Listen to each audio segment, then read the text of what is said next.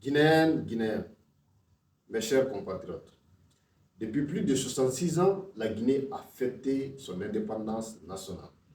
Mais jusqu'au jour d'aujourd'hui, malgré ses immenses ressources naturelles, elle fait partie dans la catégorie des pays les plus pauvres de la planète. Avec une bonne gestion de ces simples ressources naturelles, sans compter des impôts, des taxes et tous les autres moyens et politiques dont l'État dispose pour alimenter le trésor public, la Guinée aurait pu être beaucoup plus prospère et émergente. Mais nos dirigeants et leurs clans en ont décidé autrement. Les détournements des deniers publics, la corruption fantaisiste et généralisée, l'impunité et l'arrogance érigées en méthode de gouvernance, les considérations ethniques, les copinages et parfois religieux dans l'appareil de l'État ont fini par plonger notre pays dans une situation socio-économique catastrophique et désastreuse. Et nous avons comme résultat la majorité des Guinéens vit sous le seuil de la pauvreté. À ceci s'ajoute la cherté de la vie au marché, l'abandon de la jeunesse dans la misère et l'élévation incroyable du taux de chômage causé par le système de l'ombra. Le manque d'emploi chronique qui fait qu'il n'y a plus de perspective d'avenir en Guinée. Et tous les jeunes sont convaincus qu'il n'y a d'autre issue que de fuir et de se jeter dans la mer. Les dirigeants ont établi un système où le désespoir a gagné du terrain. Et tous les jeunes se demandent par quel miracle leur condition de vie va changer un jour. Même les besoins les plus primaires comme l'éducation, la santé, l'eau, l'électricité sont encore loin d'être satisfaits. Et les dirigeants ont les yeux et les oreilles fermés sur cette situation particulièrement chaotique, dramatique sans précédent.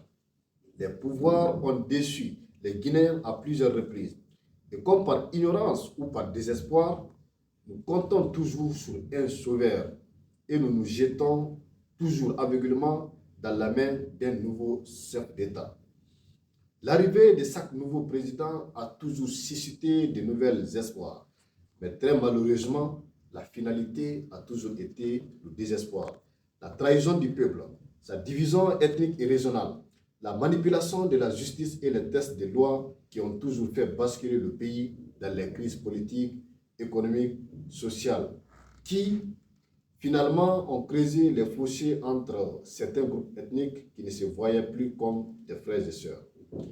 Enfin, l'indifférence des dirigeants face aux tueries des jeunes dans les manifestations sans aucune poursuite judiciaire engagée contre ces éléments des forces de l'ordre qui se livrent à tirer à bout portant sur les jeunes qui sont censés être l'avenir de notre pays. À tout ceci s'ajoute le piétinement et le bafouillement de la liberté d'expression et le droit du peuple souverain guinéen à l'information, qui s'est traduit par la coupure de l'Internet, la restriction des médias et maintenant le retrait des agréments des plus grands médias de notre pays. C'est pour toutes ces raisons que cette jeunesse guinéenne consciente a décidé de prendre ses responsabilités pour mettre fin à cette agonie du peuple. Nous, jeunesse, majorité de la population guinéenne, considérant qu'en démocratie, c'est la voix de la majorité qui compte, considérant que nous sommes cette majorité de ce pays, décidons de façon démocratique de mettre fin à ce régime impopulaire et dictatorial de M. Mamadi Doumbouya. Nous avons décidé de rétablir la République guinéenne. Pour ce faire, à compter de ce jour, jeudi 23 mai 2024, nous, jeunesse guinéenne, nous ne reconnaissons plus le pouvoir de M. Mamadi Doumbouya. Nous ne reconnaissons plus Doumbouya comme président de la transition guinéenne et le CNRD comme l'organe dirigeant du pays. À partir de ce jour, la charte de la transition est suspendue. Les institutions sont suspendues. Le gouvernement est dissous. Nous appelons toutes les autres couches sociales de la population guinéenne. Nous tendons la main à tous les partis politiques, à la société civile de se joindre à nous pour former un gouvernement d'union nationale pendant qu'il est temps, pour ne pas que notre pays soit en feu, et organiser les élections dans les 6 mois qui suivent. Pendant que les autres sont à la barre pour les mêmes causes, ils veulent conduire la Guinée vers le même chaos. Si nous n'agissons pas maintenant, nous allons vivre la dictature la plus féroce que l'histoire de la Guinée n'a jamais connue. C'est à nous de choisir. L'histoire ne doit plus se répéter. Refusons-en. Vive la jeunesse guinéenne prête pour le développement de la Guinée. Vive la paix.